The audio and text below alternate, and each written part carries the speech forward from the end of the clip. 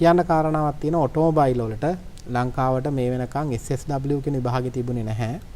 ඉතින් ඒක අපි ඇකඩමි එකක් විදියට අපි ජපානයෙන් කරපු ඉල්ලීමක් විදියට අප්‍රේල් මාසේ 22 වෙනිදා වෛරෝන් ජපාන් ඇකඩමි එකේ අපේ මූලිකත්වයෙන් ඒ විභාගය ලංකාවට තියෙනවා. ඒක ඔන්ලයින් කරන්න බෑ. ඒක පේපර් විභාගයක්. ඒක අපි හරහා තමයි ඒක කරන්න තියෙන්නේ.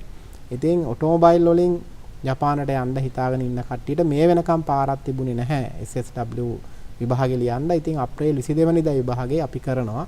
ඉතින් දැනට අපි කියන්නේ JFT පාස් හෝ එහෙම නැත්නම් N4 පාස් කට්ටිය ඉන්නවනම් අපි ළඟට එන්න අපිට පුළුවන් 4 වෙනි මාසේ 22 වෙනිදාට ඒ විභාගේ ලියලා අපිට ඔටෝමොබයිල් සම්බන්ධව ලංකාවේ පොඩි ට්‍රේනින් එකක් තියලා එතනින් පස්සේ අපිට රටවලට එක්කගෙන යන්න පුළුවන්.